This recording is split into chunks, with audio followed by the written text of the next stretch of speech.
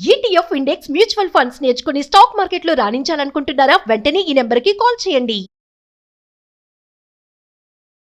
Hi సాయితి. Hello అండి. ఇప్పుడు ఇంకో కథతో సాహితి మన ముందుకు వచ్చింది. అయితే యాక్చువల్గా మనము నటరాజుని చూస్తూ ఉంటాం. ఈవెన్ నటరాజ్ బాక్సుల పైన కూడా నటరాజుని బొమ్మ ఉంటుంది. అందరికీ తెలుసు నటరాజ్ అంటేనే డాన్స్ అంతే. ఆ నటరాజు కింద ఒక రాక్షసుడు ఉంటారు కాళ్ళతో తొక్కి. ఆ రాక్షసుడి గురించి మాకు ఒక కథ కావాలి. ఓకే. అయితే చాలా మంది నటరాజస్వామి విగ్రహాలు చూసినప్పుడు నటరాజస్వామి విగ్రహం మాత్రమే చూస్తారు. కాలు కింద ఆ చిన్ని రాక్షసుని అందరూ అబ్జర్వ్ చేయరు.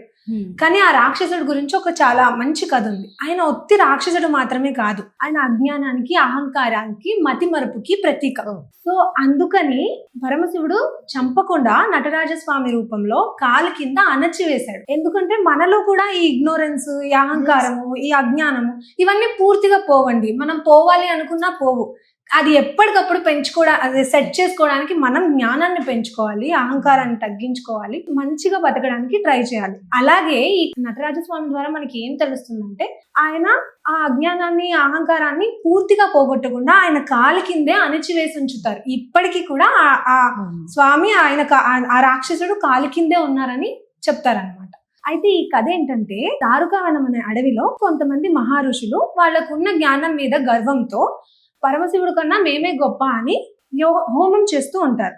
ఇలా చేస్తుండగా పరమశివుడికి ఈ విషయం తెలిసి వాళ్ళ గర్వాన్ని ఎలాగైనా పోగొట్టాలి అని భిక్షాటన చేయడానికి భిక్షగాడి రూపంలో వాళ్ళ దగ్గరికి వెళ్తారు. వెళ్ళి వాళ్ళని ఆ అహంకారం అణచివేయడానికి వాళ్ళతో మాట్లాడడానికి ప్రయత్నిస్తారు. వీళ్ళకి ఆ ప్రెజెన్స్ అర్థమవుతుంది.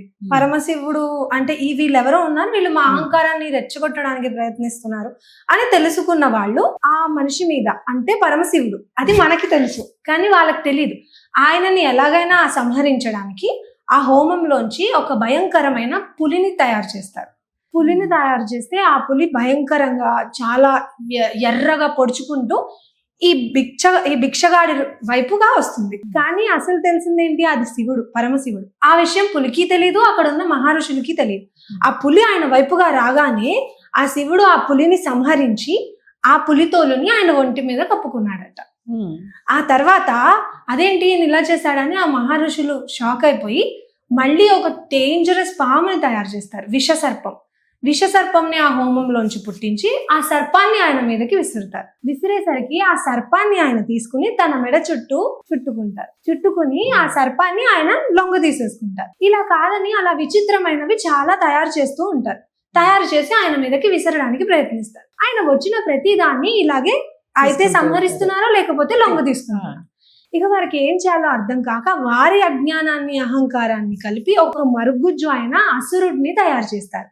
ఆ అసురుడి పేరే అపస్మారుడు. ఈయనని మన వాళ్ళు ముయాలకుడు అని కూడా అంటారు. ముయాలకుడు. అయితే ఈ అపస్మారుడిని వాళ్ళ అహంకారం, వాళ్ళకున్న ఆ గర్వంతో తయారు చేయడం వల్ల ఈ అపస్మారకుడు కేవలం అహంకారానికి, అజ్ఞానానికి, మతిమరుపుకి ప్రతీకగా పుట్టిన రాక్షసుడు.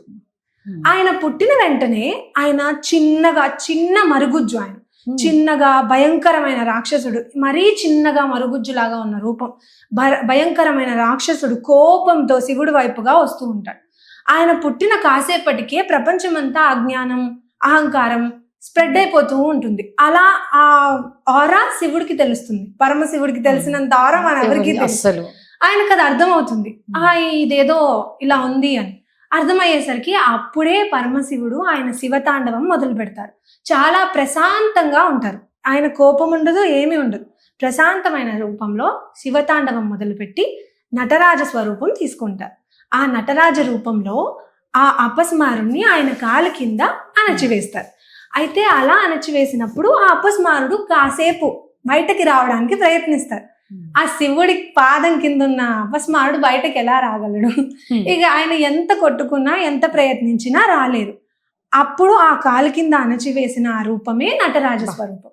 ఆ కాలు కింద ఉన్న చిన్ని రాక్షసుడే ఈ అపస్మారుడు. అయితే మనకు తెలియదు ఏంటంటే, ఈ అపస్మారుడు కేవలం రాక్షసుడే కాదు, మనలో ఉన్న అహంకారం, మనలో ఉన్న గర్వం, ఇవన్నీ.